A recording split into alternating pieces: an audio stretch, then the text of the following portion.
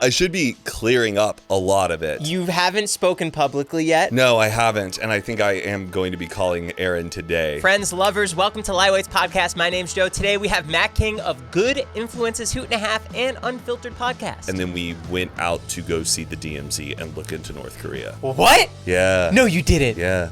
Matt from Pyongyang. I mean, I didn't go into Pyongyang like... Matt is a podcast extraordinaire and addresses the recent drama that went on at one of his podcasts with a huge comedian. I'm crushed. Plus, he tells us all about his trip to South Korea, what he did on this private tour of this Hawaii island, and more. So we're almost at 31,000 subscribers. We're so close. I think we can get there with this video. So hit the subscribe button. Please join the Lightweights family. We've got some awesome guests coming up. Reality stars, YouTubers, content creators, wrestlers, podcasters. I have everybody. So subscribe to Lightweights because we're going to the moon. And give this video a like. Maybe I'll have Carly and Erin on next. What is it? Bring me the horizon. Oh, here we go. You asked. Bring me the horizon. Is it an old song or a new song? It is new. Old. Teardrop. Oh, Teardrop. Oh, yeah. You love that, right? Yeah, man. That's one of their deeper cuts for sure. Oh, when they came out the other day at Sick New World Fest. Sick New World Fest, you just went to it? I didn't go to it, but I watched videos online. Oh, okay. Are you that type of fan where if the artist does a show recently and you were not there, you immediately watch the live performance? Of course. I want to know how they sound like. I want to see, did they swap out a member without announcing it? I have to be part of the fandom. See, I need to start doing that. I get incredible amounts of FOMO if it happens so recently to where I can't watch it. Unless the clip finds me. The algorithm has to present the clip to me, and then I'll watch it. But rarely am I like sitting down and pulling it up.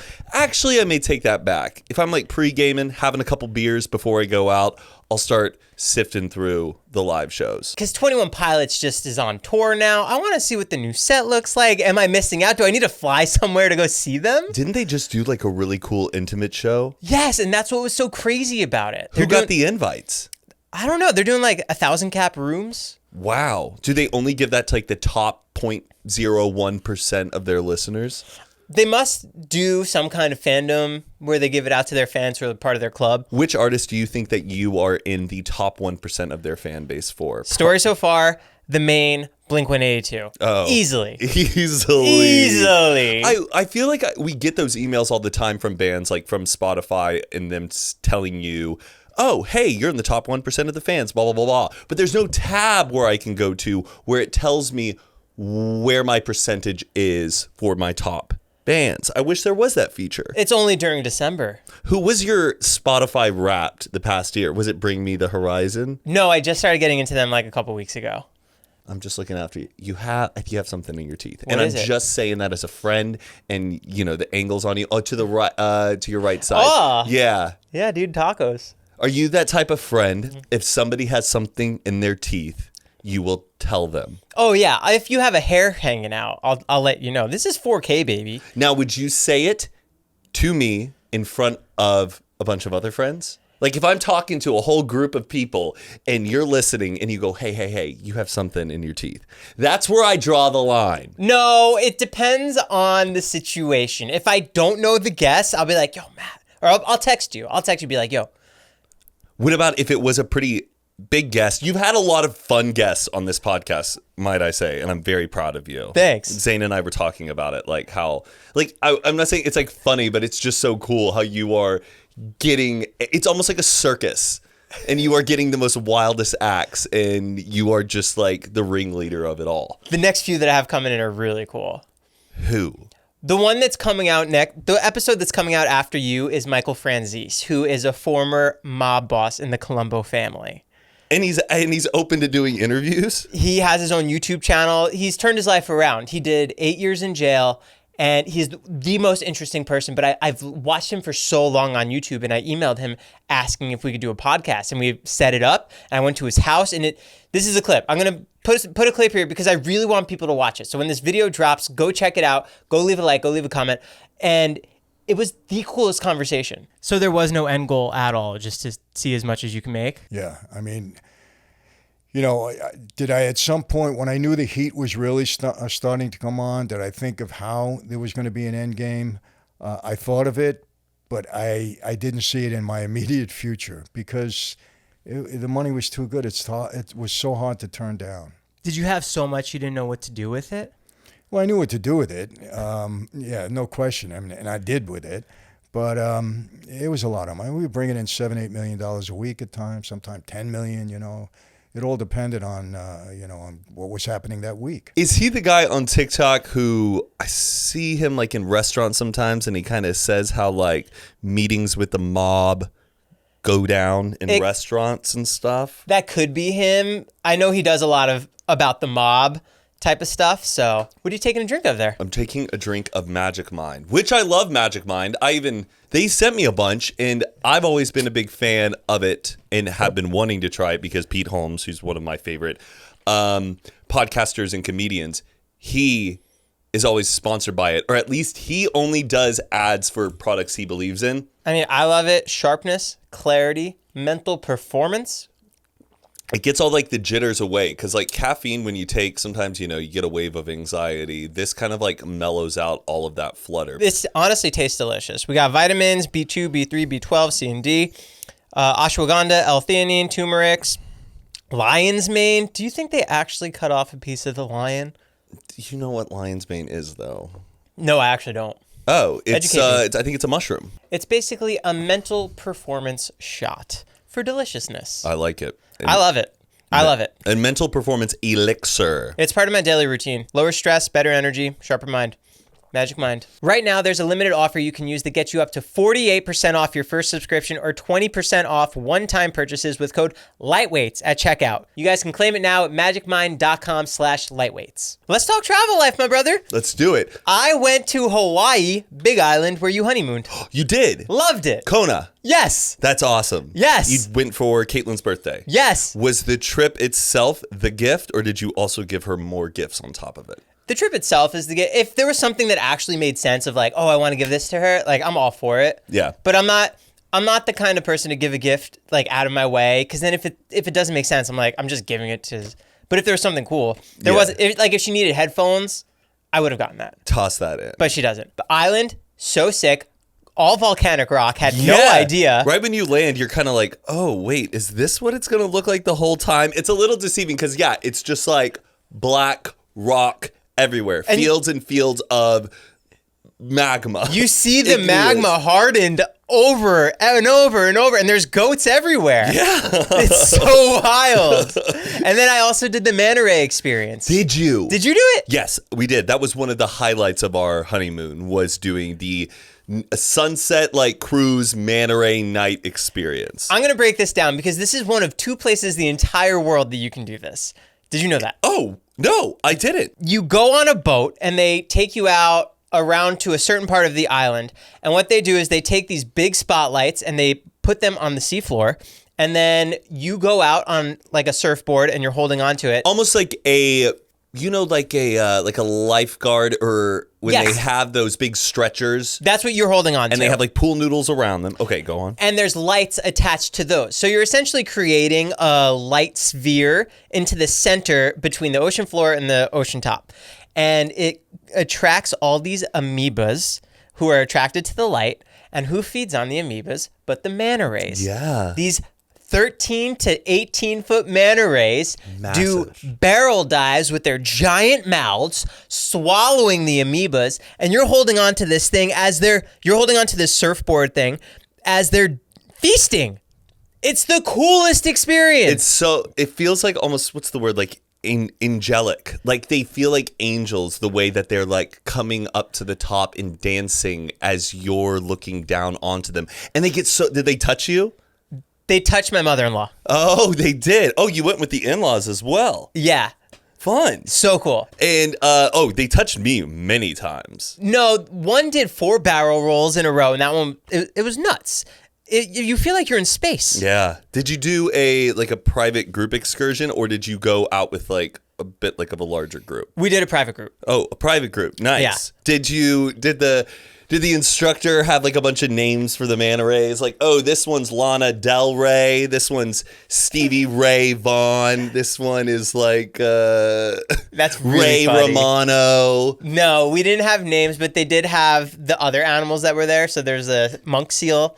He had a name, and there was a barracuda, Whoa. I think, or an eel. Barracuda? Like, what do you mean? You actually saw a real barracuda? No, it might be an eel. There's an eel that comes. I think they call him like Craig or something, and the eel swims around. Eels terrify me. This episode of the podcast is sponsored by BetterHelp. Have you ever found yourself in a spot where talking to somebody you know might lead to some kind of judgment and you need to talk to somebody who won't pass that judgment on to you? I've been there. With certain family situations, I've needed to vent out and get some outside perspective. I really needed somebody who wouldn't judge me. That's where I went to BetterHelp. BetterHelp is the sponsor of today's video, and I've used them before. They make it easier than ever before to connect with a licensed therapist based on your specific needs, whether you're dealing with family, friends, or even work situations. One of the main reasons I was excited to partner with BetterHelp is because they prioritize you. They care about your comfort and your convenience. That way you can have your sessions through your phone, text, phone call, on the web. It's really whatever works best for you. Plus, if you don't feel like your therapist is the right fit for you, you can switch at no additional cost whenever you want. It's all about ensuring that you get all the support that you need for whatever situation's at hand. So whether you're feeling stuck and you might just need someone new to talk to, consider trying BetterHelp. So guys, use my link, betterhelp.com/ahitshow for 10% off your first month. It's a step towards finding peace and moving forward in life. Just know there's always someone there to listen and help guide you through it.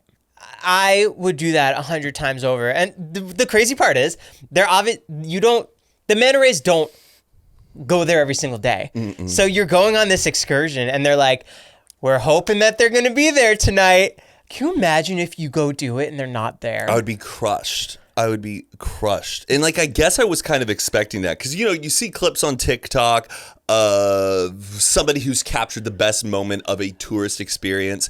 And like when you're going out and doing that experience, you're like, it probably won't be as cool as what I saw online. But when we went, it was as cool as what we saw online. How many rays do you think were there when you went? I feel like 8. Same. I feel like 8. It was like 8 of them. And I wonder if you were in the exact same bay we were in because, did you know the story how there used to be like a resort that was there? And back like in the 60s, they would just shine a light into the water just to illuminate the sea at night. And they realized that the manta rays were so attracted to the light, but the manta rays were like running into the rocks. And they were like, whoa, hold on. We've kind of created this weird phenomenon that they are feeding because of the light, but let's do this a little bit more safely and put it away from the resort and away from the rocks. Oh, no, I didn't know that. Yeah. Interesting. On the way out as well, I had food poisoning. Oh, boy. I got it from a shrimp that fucked me up, man. Going out both ways?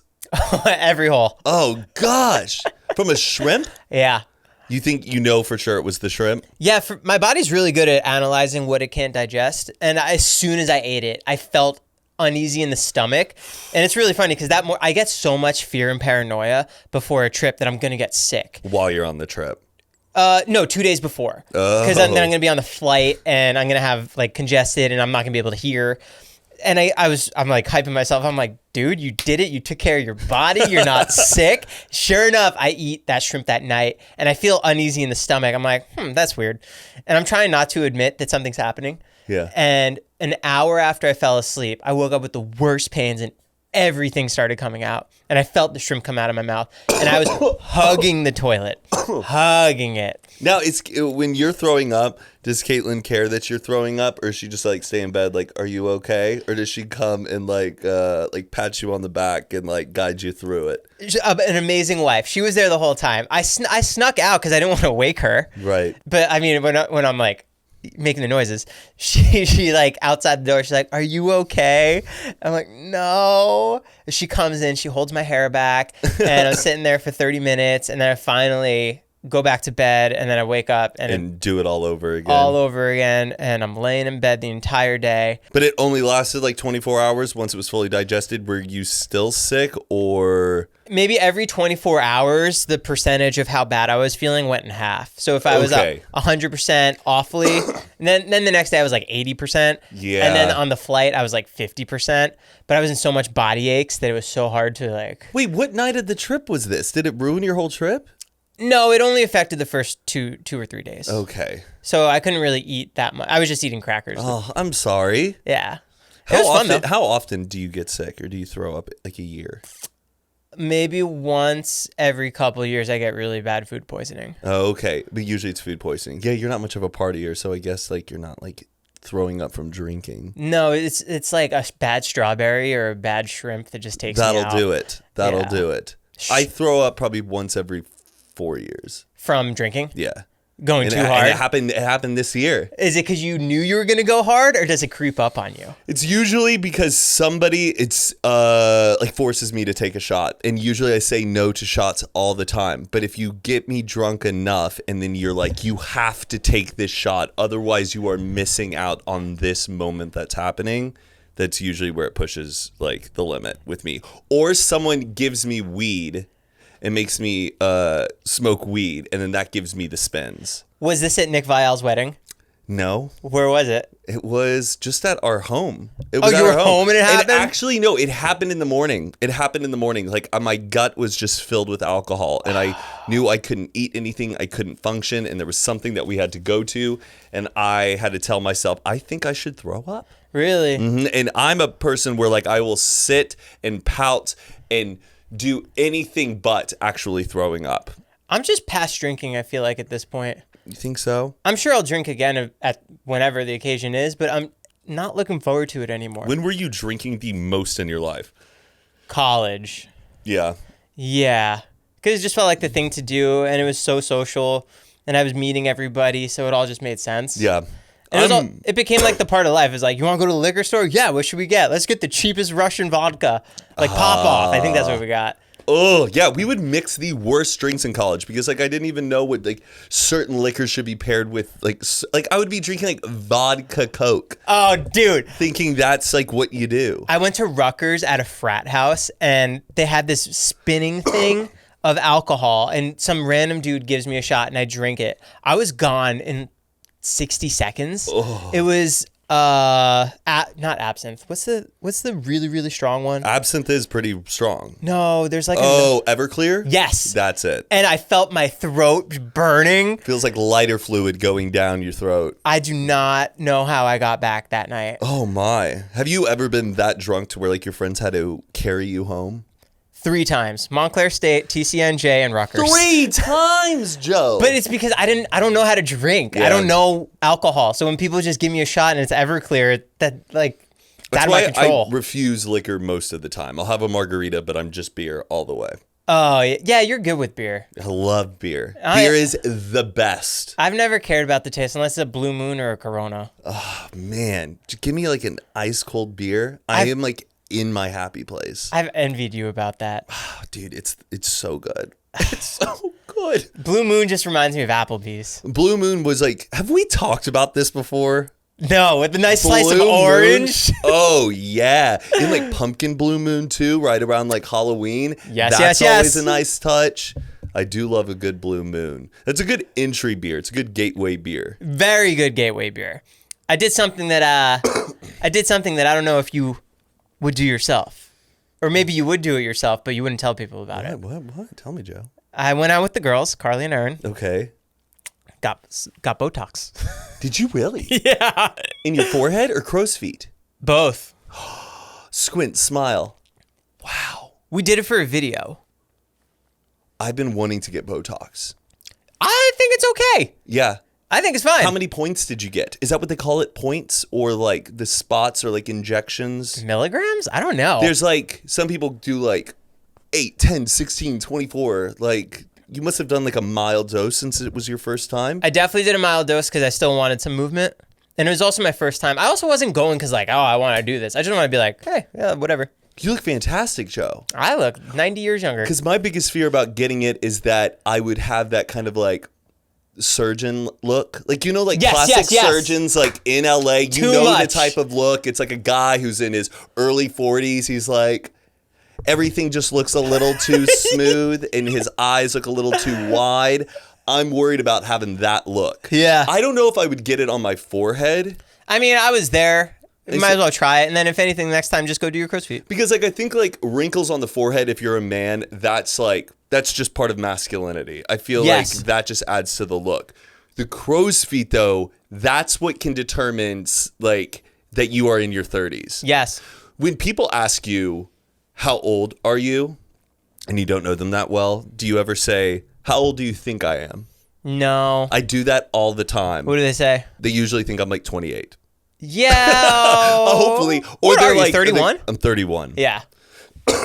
But the thing is, that's awesome that you did a video with them and you were open about it. I think I wouldn't mind if my influencer friends knew I got Botox and I actually Your wouldn't. hometown friends. It's more my hometown They're friends gonna and my cook you? family who I would be embarrassed to know that I have Botox, because those are the people who've known you the longest. They're the people who see you age truly in their eyes, because you don't see them that often. Right.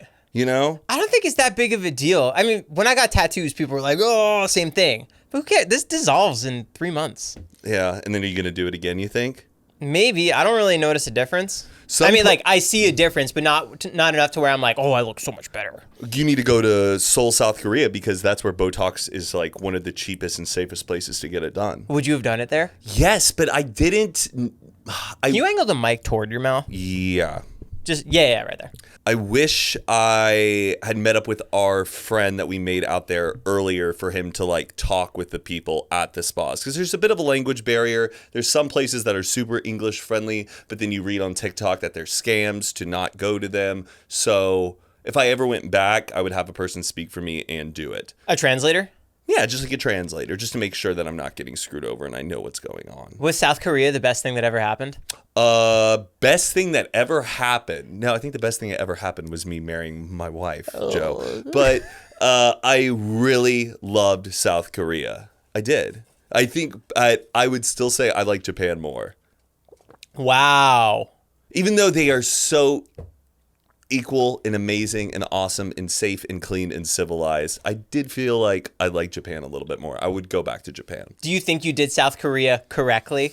Was there anything you wish you did? I wish I would have devoted a few more days to going to some other cities, going to see like Busan in some other areas of the country. We just did Seoul, and then we went out to go see the DMZ and look into North Korea. Whoa! What? Yeah. No, you didn't. Yeah. Matt from Pyongyang?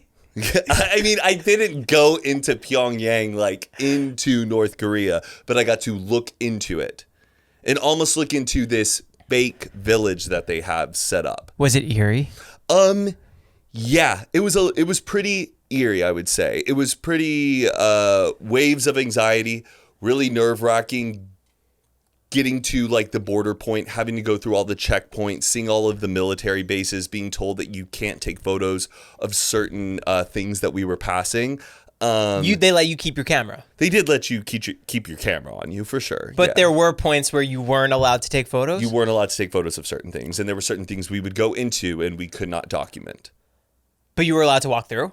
But we were allowed to walk up to an observation deck that looked out into North Korea, and we could take photos of all of that. We could see North Korean citizens walking around through the viewfinders, and it felt like it was the Truman Show. Why? Because, we're being told that this city that we're looking into right by the DMZ is not a real city, and that... We as in Americans. People... Like, you're looking and you see these apartment buildings and office buildings, and you think, oh, those must be filled with people. Our tour guide is telling us they're not filled with people. And you would look through the viewfinders and you could see like 2 or 3 people walking down like a sidewalk, and then a guy would go by with a bicycle. And then you would look away from the viewfinder and look at other stuff around the exhibit for like 10 minutes. And then you would look back in the viewfinder. And I swear it was like the same 2 people walking on the sidewalk and the same guy on a bicycle. Your tour guide told you that there weren't people in there? That a lot of those buildings that we were looking into were empty. And then we would see a truck go by, and she also said, that's funny because they're not allowed to have cars out there, so they must be doing construction on something over there. So, was your tour guide South Korean? Our tour guide was South Korean and fluent in English. And what's interesting though, like you can go into North Korea. You can buy, I think it's like a couple $1,000s for like a week-long guided tour into it. But anybody who lives in South Korea cannot go into North Korea. But an American can. An American can. Yeah. Non-South Korean citizens can go into North Korea. Not freely, but under a guided tour. Yeah. And I was always kind of open to the idea of, maybe one day I would actually go into North Korea if I was with the right people and I felt safe enough to do it. After seeing it, no. Did you interact with any North Koreans? No. But even the guards? I put text on my phone and can you read this? No, you are looking, they are almost, I feel like they're 3 miles away. But isn't the DMZ half South Korean and half North Korean? So aren't there guards there? In a way, there? it's almost like this treaty of a border that extends, it's 3 miles long, 3 miles wide, and 160 miles long. I think that's right. Forgive me if I'm wrong. Did you think about making the run in? No. There is an area called the JSA, which is the Joint Security Area. And that's the one that's pretty iconic that you see in pictures where it's almost ground level, gravel on the ground, and you technically can walk into North Korea, but once you do it, they'll take you. And I think apparently 6 months ago, there was a soldier who wasn't a U.S. soldier who was visiting on the South Korean side, wasn't all right in the head, and he crossed it. Wait. And this North Korean soldiers had to take him. He got to an American? An American soldier. Oh. Former U.S. American soldier. I don't know. I know recently there was a North Korean who escaped it. Yeah. I mean, there's tons of people who do escape every year. And what was wild is also the amount of tunnels that South Korea has discovered that has been dug by North Koreans. To escape? To invade into South Korea. And we got to enter the third tunnel, which was I swear, 4 feet tall. It went down 500 meters. We had to wear hard hats, and it was so cold, but it was really strenuous on your body, so you were really, really hot. And we had to walk all the way down it and all the way back. Do you have a lantern? No, it's lit. It almost feels like you're entering a mine in a way. And that was pretty cool, but we couldn't take photos of that, but it was a fun experience to do. But learning about how many tunnels that they have discovered, 10 years later, in the 80s, they discovered this tunnel. In the 70s, they discovered this one. In the 90s, they discovered this tunnel. And then they said, and there are still many tunnels that we, as South Koreans, have not discovered yet. And they're dug by the North Korean government? Yeah, I don't want to accuse North Korean government of digging anything, but it's definitely the North Korean side that has dug these tunnels, either as a way of invading or escaping. That's a good question. I never really considered it more as escaping, more as an invasion. And also and it's so sad, when you see it, you don't, you see people who are taking selfies and smiling, and it's kind of conflicting because you're is this something to smile about? Because it really isn't. There are people who are being held against their will that are having a distorted view of what the modern world is. So it's very eerie, and you kind of have to take it seriously. Is there, hypothetically, Kim Jong loves Dennis Rodman. Yeah. And he also loves Matt King on the Unfiltered Podcast. He wants you to come and experience it. Is there any world of Matt King going for America to try and bring peace? When you put it in that context, no. You decline? Because I feel the pressure of the United States, if you are becoming this celeb ambassador, that can really complicate, I think, your credibility and trust as an American citizen if you are being that tight intimately with North Korea. Let's talk parallel. Did you watch the Tom Brady roast?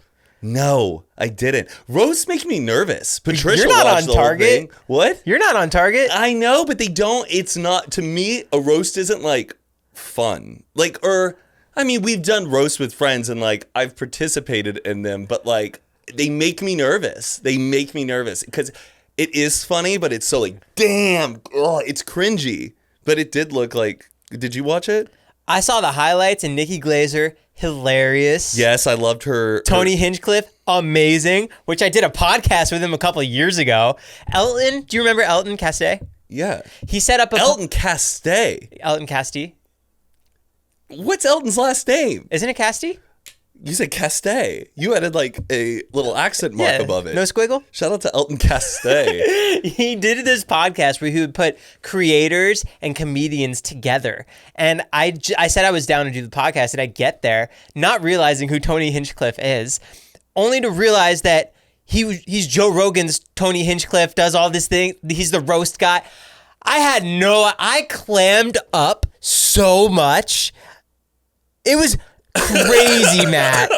And it was just, Elton is like, what, the mediator, and he's just kind of roasting you back and forth as like an internet creator and him as a comedian? My dog, the whole premise of the podcast was to create these really funny scenarios. And I'm sitting next to the roast master guru, and there's just me who eats food in his car, and I'm trying to be funny. It was awful, dog. Oh, he didn't even think you were funny? No, I did fine. I did fine. I didn't do bad. And he definitely helped me. He didn't make fun of me or anything. Oh, that's good. No, it was really cool. It was so, I wish I prepared. Is it still out there? Probably. I hope not, but probably. Man, I gotta watch that. No, you don't. I partied with Tony Hinchcliffe a long time ago, and Tiffany Haddish before she was famous. Where? In Austin, when I was a student at UT. Was Tony Hinchcliffe doing comedy? Yeah, he was part of the Death Squad. I was a huge Joe Rogan fan back then, and I came out to LA one time for spring break, I think, and I partied with Brian Redban, and then The whole crew. Yeah, but so Brian Redban I partied with when I was in LA, and then I noticed he was doing a show nearby in college, and I went to that show, and they were signing autographs after, and it was Tony Hinchcliffe, Tiffany Haddish, and Brian Redban, and he was like, "Oh shit, Matt, what's up, dude?" And how do you know you? Because I hung out with him in LA. He remembered me. Oh wow. Yeah, because I had a mutual friend he was really close with. Didn't you guys just hang out with Bill Hader or somebody? Jason Sudeikis? Yeah, let's whisper his name. We hung out with Jason Sudeikis, I don't know, over Christmas.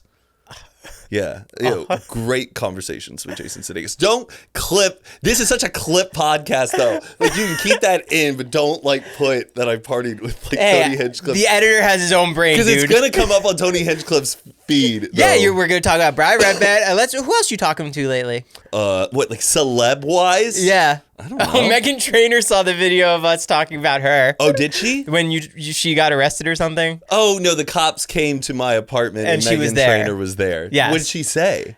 She liked it, and then I messaged her, but I don't think she responded. Yeah, my DMs are going off lately. They are? Oh, I'll show you after. Of people who are hitting you up to come on the show? Both, everything. Have you had Carrot Top on this show? How'd you hear about that? Well, you have a Carrot Top DVD. He's coming on the show. Dude, I love Carrot Top. He's a banger. I've wanted to see his show for the longest time. But every time I'm in Vegas, it's always somebody else's plan when You're I'm in Vegas. You're going to Magic Mike. You're going to Thunder Down Under. Thunder Down Under. Doing all of the all the male strip club all stuff. the male strip clubs. No, I just have never had my time to do what I want to do in Vegas. I'm going to see Bert Kreischer tomorrow. Oh, fun. I went to his party for the roast of Bert Kreischer. I have a picture of me and Bert Kreischer. That's cool. And then tonight I'm going to see Nikki Glazer and Jeff Ross do a roast. You're just doing all of the, what's it called? Netflix's funny, or what's it called? Let's just say they're growing me into their new talent star. You think you would do stand-up? No. I want to. I would love to try it. Oh, you've never done it? No. I did it in college a few times. How'd you do? Not bad. Is it online? No, definitely not. Maybe on my brother's phone, but I wouldn't even want to see it. What was your material? I don't even want to do it. Bring it up. What, is it college frat boy? It was just stupid things that you think of when you're in college and being like, that's something a comedian would talk about. Don't you guys hate when your roommate takes the sock off your door and you're in there by yourself? It's exactly. That's what it is. I have the most mad respect for comedians, though. Yeah. They're really having a moment now. I feel like. Oh, there's been a huge revival in comedy, definitely. And I think it's definitely because of the internet, too. I think people are really finding what style of humor that they really like, that they're really connecting with. It's way more accessible. And so people, I think, are getting out of the doors because they know who they really like. Yes. More than, back then, you just had to, go to a comedy club and just see who made you laugh. But I think people now really hunt down who their favorite people are. I want to give a big plug to SeatGeek because they helped set me up to go see Bad Friends Tour. with Bobby Lee and Andrew Santino. So funny. Have you had Andrew Santino on this pod? No, I would melt. He's friends with Heath.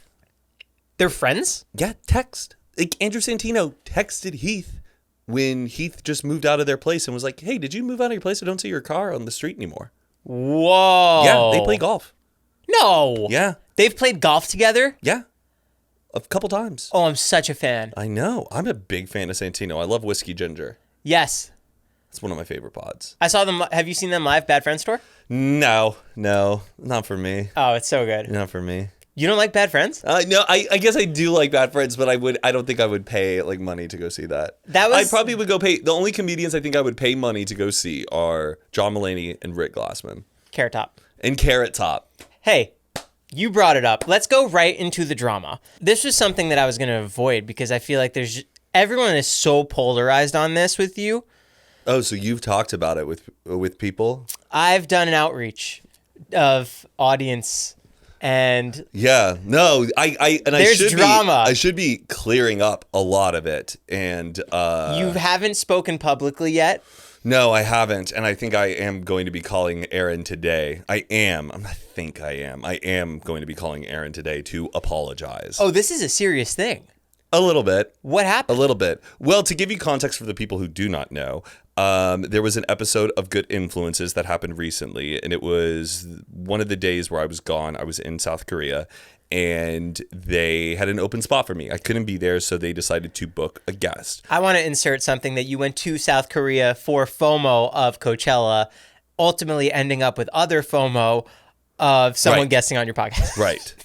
And even Vampire Weekend performed at Coachella last minute too, so that was another thing. Double where I was FOMO. like, damn. So they decide to get a guest, Carly and Erin. I should be leading with Carly too on like spearheading, reaching out to people, and they're reaching out to Breaking Bad people. They're reaching out to all different types of celebrities, and they decide to reach out to Rick Glassman. Rick Glassman is a pretty popular comedian, actor, and podcast host, and I'm a huge fan. Are you that big of a fan? I listen to Rick Glassman every day. I was listening to him on the way here. So you're a huge fan? Big time, Joe. Big time.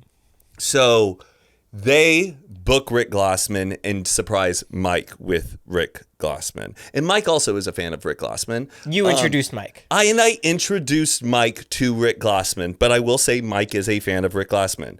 And I don't want to say that, I'm more important because I like him more. Like, I don't want to be like this OG hipster where like I was listening to them before they were listening to them kind of a thing.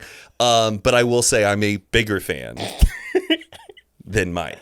I listen to his podcast religiously. Mike occasionally listens to it. So they surprise Mike with Rick Glassman. First guest, really, on the pod. First guest that is out of the realm. Internet creator realm. Every time we've had a guest, it's been like Fibula, Lauren DIY, Ben Kahn. And they record this right now. But I don't know that they have booked Rick Glassman the entire time I'm in South Korea. Mike didn't even know. Mike didn't know. They blindfolded him and surprised him on the spot. The episode is out. He thought I was showing up. Right. I thought I was showing up. Oh, he did? I don't know. And so then I come back the next day and we record an episode. And they go, do you want to know who we had on for your replacement? Is this in person? This is in person while we're recording. And I feel like this episode's going to come out next week of my reaction to it. And they said, he's a comedian, he's a board certified physician, and boy, are his arms tired. And I am like, Rick Glassman? You're watching this. I'm watching this like in the moment while we're recording and being told this, Joe. And I am in shock. I can't believe it. I don't believe it at first. I think they're pulling my leg that it's a joke. And they then pull out the picture, a selfie of Rick Glassman, like in the studio, in my spot, selfie with the whole group. I'm crushed. I can't believe it. I felt like it was like a Tangent Universe moment. It was like full Donnie Darko where normal reality does not exist. And now this is happening. It felt like... Are you hamming this up? What? Are you hamming this up? I'm now acting much cooler and less angrier than how I was initially, because there's a whole clip right now that is being really misconstrued and taken the wrong way. And it was when I was doing the high episode on Unfiltered, and I felt like I needed to voice this off my chest, saying how angry I was that Carly and Erin booked Rick Glassman without me knowing, and that I was a bigger fan than Mike, and I just couldn't believe that they would do that. And here's the thing, Erin, and when I phrased this on Unfiltered, I was saying Erin thought it would be funny. Erin reached out to them. Erin did this. Guys, that is completely wrong. Erin did not reach out to him. Carly DM'd him. And also, they did not know how big of a fan I was. Okay? And that's on me. I need to vocalize more of who I'm big fans of. Okay? They didn't do it maliciously at all. I think I was just angry, and I was high because it was our high episode, and I was in the right state of mind, and people took this clip, ran with it, and think that Carly and Erin did that to be mean to me. And guys, that is not true. That is not true. Don't come at them ever about that. That's nothing. And it was not good of me to have voiced that on that channel and for me to get that off my chest. I just want to be clear about that. You vocalized that all very well. I thought this whole thing was a joke. What was a joke? That you were upset. I mean, I was upset. I still am. I'm upset that I wasn't able to be there with my favorite comedian talking with my best friends. It felt like this sounds weird, but it's like the best way I can describe it, that like your three best friends got to have sex with the person that you want to have sex with, and you weren't invited to the orgy. And that's how you view Rick Glassman? You felt like, I'm not saying sexually, but it's like you're telling me this awesome moment got to happen, and I didn't get to be there for it. Totally. And I think what was even crazier is like I was listening to Rick Glassman right when I pulled up, walked into the studio, sat down, and being told that Rick Glassman was just there and had recorded with my friends. Most of that is all a timing thing, though, because they happened to obviously need a guest when you weren't there, and then he happened to respond. It wasn't malicious, obviously. But now, isn't the door open for him to come on Hoot and a Half? Yeah. Yes. But I'm still in a state where I'm like, I feel so embarrassed by all of this drama and embarrassed by my anger, and I don't even know if like Rick Glassman knows about it. Any of this is happening. And or even if I have a feeling like he does, and I feel so like crushed that this has just become a thing about it. And yes, that means I can get him on Hoot and a Half. I still feel like I need some buffer time for me to like really get over it. But it really is not anyone's fault at all, and no one did that like to hurt my feelings. And I just want to make that clear. I'm not angry at Carly or Erin or Mike that it happened. I'm more frustrated with the universe that it happened. Yeah, it was something completely out of their control. Yeah, but I feel bad because I feel like people were coming up with this whole like theory that they just did it. That Carly and Erin were being mean girls, and that wasn't the case at all. And the way I worded it on Unfiltered was very terribly. So, and they didn't deserve for me to say that. So us as fans, can we still expect the Matt King, Carly and Erin Met Gala video of reviewing the outfits? They already recorded without me. They did it without you, of course. They did it without me. They did it with Mike. Of course. Well, I don't know. Carly and Erin. There was like, I think just a bit of tension, and that's why I feel like I got to hop on a phone call and talk to Erin and really clear the air about what all went down. That's a good friend. Of course. I just feel like I was still trying to get over it as well. Cause like, I don't know. I was flabbergasted. And still to this day, I cannot believe the odds of him responding. Yeah. While you're the replacement. Him out of all people that was the replacement was still very shocking. Very shocking to me. But I have to get over it. And once again, it was not Carly and Erin's fault or their intention to book that guest. Because they did not know. They did not know. And I just want to be so clear about that. Please. With this all being said, do I have your blessing to have Rick Glassman on tomorrow on my podcast? Is that actually happening? I had to reach out. And he responded. And you were in South Korea. I'm messing with you. What? You're messing with me? Oh, fuck off. You know, my body temperature just went even higher right when you said that. I was going to try and surprise the three of us, me, you, and Rick. See, I don't know if I really want to be surprised ever again with an idol. Why? Because Your Pete Holmes surprise went great. it also caused my appendicitis. It caused my appendicitis, man. Because, and also in that type of moment, you want to be like mentally prepared for it. You want to ask all the questions that you've been wanting to ask. And when you are getting surprised with a person that you idolize, your adrenaline goes through the roof. Your brain goes into this state of shock, and it's not as clear Totally. to retrieve all the golden nuggets of fun things that you've been dying to ask them. And Everything happened. and you want to get, and you like them so much that you want them to, like, in a way, be your friend. Would you really want to be friends with someone if you like They're surprised. they're surprised at you? They're like, oh my god, oh my god, oh my god, oh my god, oh my god. That's not the most sexiest way of like, hey, can we be friends after this? Even No, though I'm everything worked out for a reason the way that it did. Yeah. When I was surprised that I saw Mark Hoppus from Blink-182, I had nothing to say. But if I knew he was going to be there, I would have had a whole, like, if this happens, I ask that. If that happens, I ask this.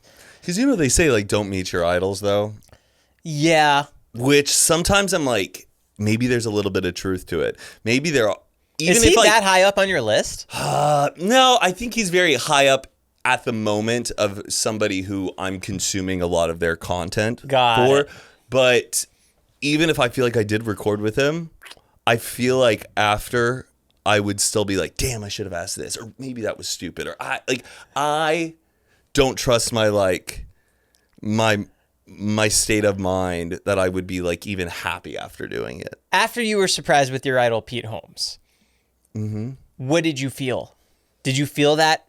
Yeah, I cringed about it. I wish I asked him other things that I didn't get to ask him about because I was in such a state of shock. But I'm not angry about that. I'm just like sharing my perspective about how I felt in that moment. Right. We're both going on a few months being married. I know. I'm coming up on a year. I'm coming up, or now it's been a little over 6 months, 7, 8 months. Does it feel any different? It feels like it's gone by very, very quick. Same. Which in a way has kind of like spooked me a bit, where I'm like, damn, I really need to be enjoying, even though I am, but like actively being present for like this stage of marriage too. Because like kids aren't in the picture yet. That won't happen for a while, but there will be a time when kids are in that factor. And then you're like, oh, there were those 2 years like before children, and just being aware of those times and treasuring those times, which I feel like we definitely are aware and treasuring it. But when you look at the timeline of how fast it goes, you're like, oh my goodness, how's it been for you? Amazing. Yeah. It feels better. I love introducing her as my wife. Yes. I love going around saying my wife. Mm-hmm. It's the coolest feeling. It's pretty great. And you're just focused on the future and like building together. You guys are now living together. Yes. How's that going? Great. Good. We love designing our home together. We love buying furniture together. We also have been kind of like house shopping or looking at maybe moving into something else, but we're still not fully like set on it. I think sending your partner Zillows is one of the coolest things about being married. Yeah. Like, I know this is $2 million out of our price range, but imagine. It's fun to window shop as a couple. Yeah. Have you gone to open houses? We did look at a house recently where we booked an appointment with the real estate agent and looked at it. And what'd you think? Loved it, but like, I don't know, still felt like it wasn't the one. Right. And I don't know, sometimes I feel so bad like asking a real estate agent to meet up and show me something, because like that's their time, you know? And if I'm not fully committed to something, And then they start digging. So did you get approved for a loan yet? yeah, or where else are you looking at? Well, here's my card. Maybe we can have like a little bit of a relationship going on. Oh. Yeah. But What does the dream home look like for you? oh, like the dream home, what does it look like? I think Patricia and I were really into like classic traditional homes, like homes that look like they're out of a Nancy Meyers film, you know? Who's Nancy Meyer? She like directed like The Parent Trap. Oh, okay. Like it's complicated, like a lot of like classic good films, just like timeless homes that you can like see your family grow in, nothing that's too bound to like a trend or a time where you don't feel like you're going to have to aggressively update things in the future. Just something like the father of the bride house. That is like Patricia and I's like dream home. How many bedrooms for how many kids? Oh, what? How many bedrooms? I think for anything, we would like our first home to have 3 bedrooms. Basement? If it has a basement, that's even a bigger perk. Pool? Pool. I'm not crazy about pools. I don't know. Not crazy about pools. Like, and not until the kids can like truly swim in it safely, then I would want a pool. Lawn? But I don't need a pool in like my backyard. Lawn? Yeah, definitely a lawn. Guest house or like an ADU, that is a big perk too. For who?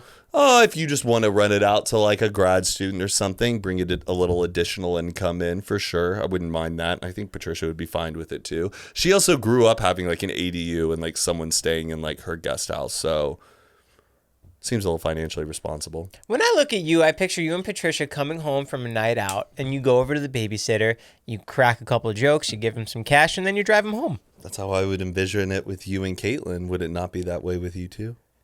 Oh, I mean, yeah, but I just feel like you're such a good babysitting dad. Did you ever babysit? Yeah, and I had to call the police. Oh, no. On the child? Or like the parents weren't answering? What happened? You remember the movie When a Stranger Calls? Yes. Do you remember how terrifying it was? Yeah, the Madrocases. I remember walking to the movie theater on this desolate road going to see it. And it was terrifying. The whole experience was awful. Yeah. I must have saw it on a Friday, and I must have been babysitting the next day. Because we're in the basement and we have Halo set up. 3 different TVs, I brought my Xbox over. These kids were like, they're a little older on the side to be babysitting. Yeah. To where I would hang out with them. Like, they were part of my crew when we would play baseball in the neighborhood. Okay. We heard something crash.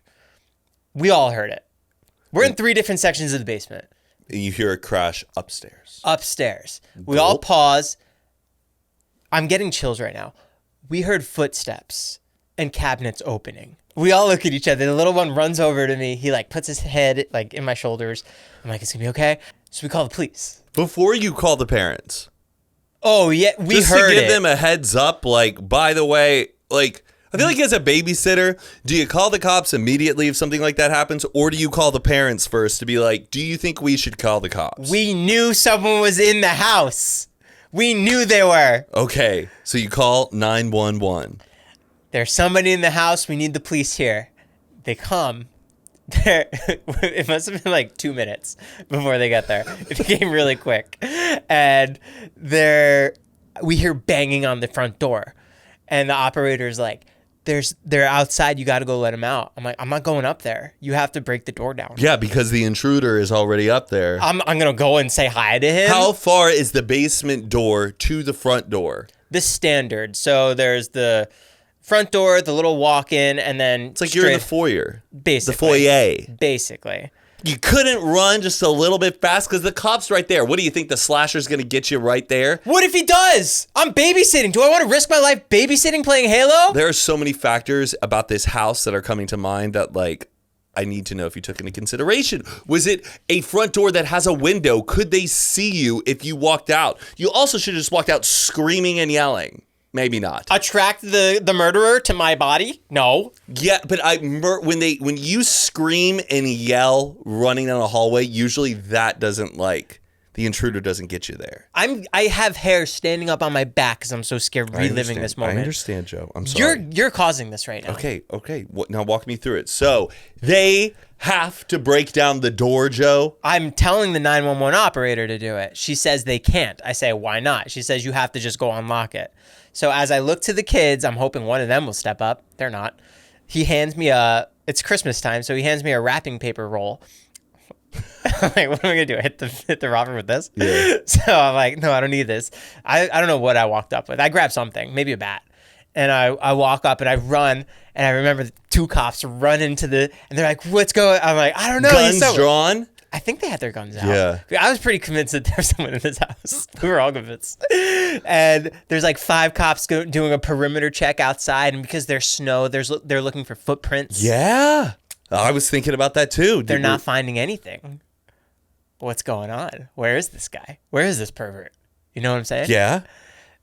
So the three of us go upstairs. I think we're sitting with the cops in the TV room, and they're checking all the cabinets. They're looking for broken glass on the door. They can't find anything. I don't know what we heard. Wait, you never found the source of the crash? Nothing. Maybe the Halo game was just a little too loud, and this was like surround sound, and like it was a crash in the game. It wasn't. You heard something upstairs. The other kids heard it. It wasn't the crash. It was the footprints and the cabinets opening. That's what sold it. The crash was obviously terrifying, but that's where we all heard footprints. Yes. Dung dung dung dung dung. And you never found out to this day. I think he's still in the house. So then do the parents get notified that the cops are at their house and they're looking, or do you wait until they come home and then you're like, we had an incident where the cops were here earlier? No, I think the older brother called the parents, and then the parents left wherever they were at and came home. So I didn't get the full night of babysitting pay. Were they disappointed in you? I'm telling you, we all heard this thing. Yeah. It wasn't like one of us heard it and then got scared. We all heard it. Are you still friends with those kids that you babysat? I mean, I could text them. Do you think they would remember this story about, do you guys remember there was the intruder that happened in the house and they called the cops? 1,000%. And they would totally be like, yeah, no, we did hear somebody. 1,000,000,000%. Damn. I wonder okay, now years have passed, it's happened. Do you believe, though, somebody was in the house, or did your imagination, because of when a stranger calls, got the best of you? I still think someone was in the house. Yeah. We all heard those noises. In the middle of a snowstorm, they would walk over and just enter a home. I mean, you saw when a stranger calls, it's like foggy in there. Was there moisture on the ground? Anything? No mildew, just snow. Damn. But if there was a ring cam, we would have had the answers. Yeah, if there was a ring cam. It was really one of the scariest times of my life. I'm really sorry about that, Joe. It's okay. It's probably up there with you and Rick Glassman. That's how I imagine you felt. Well, Patricia and I, we were pretty creeped out because there was like a peeping Tom that was in our neighborhood. Yeah, you were on the news. Yeah, Patricia was interviewed. Yeah, on the news. What happened? So one night it was like kind of like early evening. I had taken like a late afternoon nap. It was already dark outside. Patricia was leaving to go to the grocery store, and she wakes me up and she goes, "There's a man standing outside of our place, and he has like a sign, and he's looking right at me.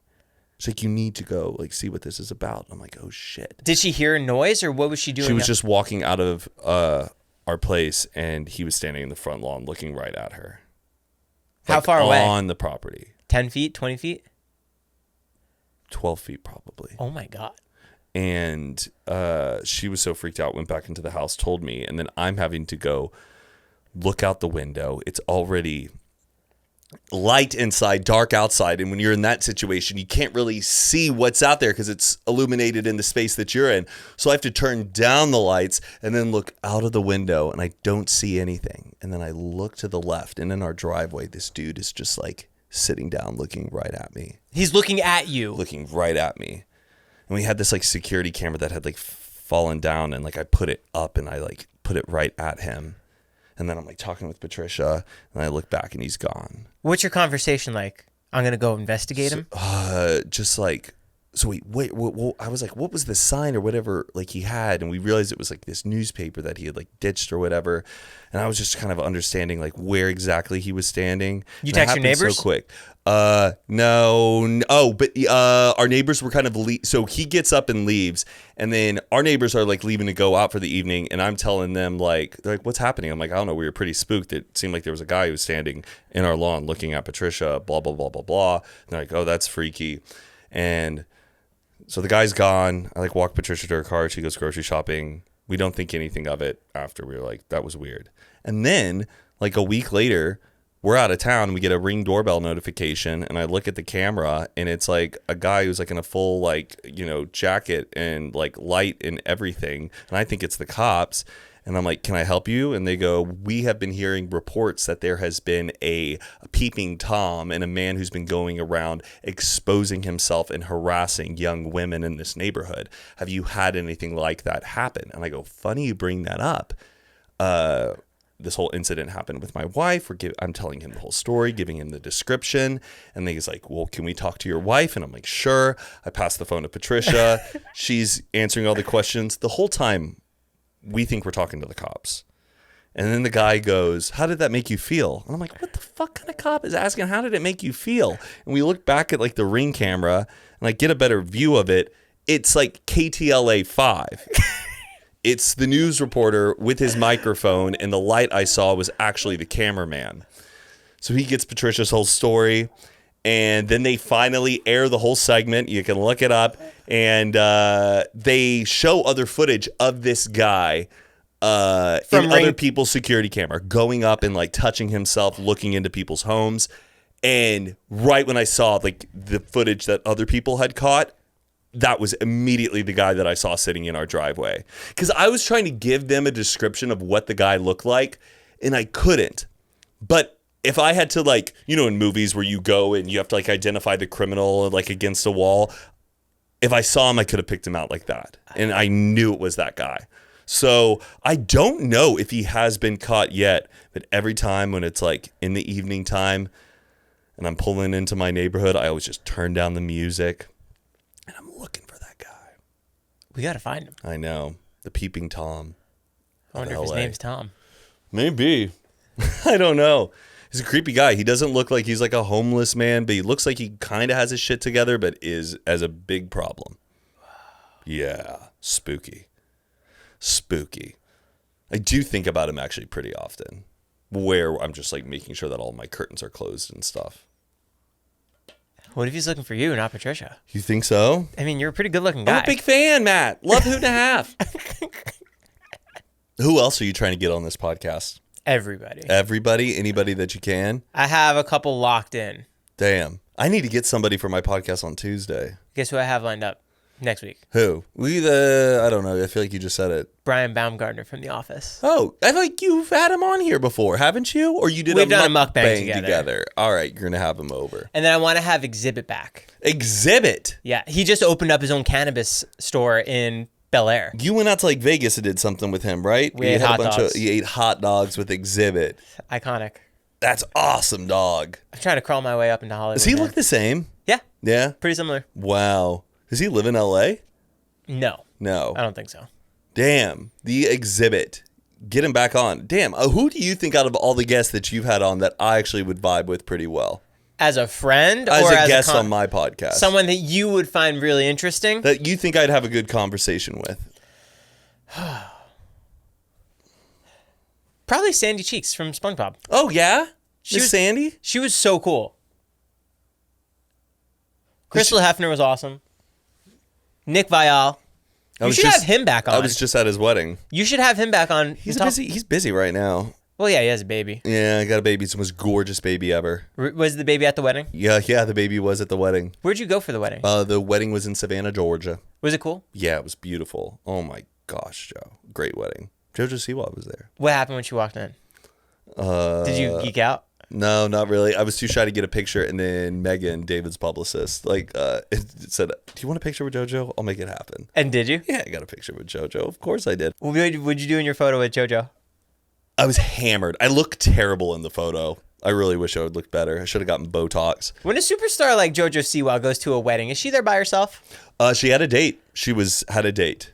I don't know if this is like a public girlfriend, but she looked pretty intimate with her. Yeah. Were you happy with your seating arrangement? My seating arrangement at the wedding, or like where I was sitting for like the wedding? At the wedding, who you were sitting at your table with? There wasn't assigned seating. That's cool. At the reception. So yeah, it was like buffet style. You can sit wherever you want to sit. And you're going to Remy's wedding? Yeah, I am going to Remy's wedding. Remy actually moved her wedding date because of me. Yeah, I heard you were pretty nuisance about it. My brother's getting married around that same time, so I did tell her when I found out my brother's wedding date, and then she moved it. So I don't know if that's true. Remy secured her wedding date, and then you complained, and then she changed it. That's what she told me. That's what she told me. But I don't think it was her locked-in date. I think she was aiming for that date and maybe switched it up. Oh. Also, Heath and Mariah, they got to set a date too. That's also someone who I have told, do not do it during my brother's wedding. You got to kind of do that with some friends. Like if you already know a date of a wedding you really have to go to, and your friends haven't set a date, and that's another wedding who you got to go to their weddings, you got to let them know ahead of time. How many weddings do you have lined up in the books right now? I'm going to a wedding next weekend and a wedding right after that. We're doing one in Alabama, and then we are going to the Cotswolds in England. And then you have Remy, and you have... Yeah, Remy's next year. Oh, I thought it was this year. I'm pretty sure it's next year. Oh. I don't have any lined up. None? And then I have one in Boston in July that I'm really fired up about. And then I have one in November. You have so many. So many, Joe. I know. It's a lot. A lot of money, too. But I love every single one of them. There isn't really a wedding where I'm like, I usually say yes to most weddings I get invited to. If a fan invited you, would you go? Probably not. Even though I would love probably. to. I would probably not. Unless they flew me out, 100% I would go. Hey, I was supposed to have Popeyes delivered here today, but it didn't come. Oh no. What were you about to do, a mukbang? Or are you just gonna eat Popeyes?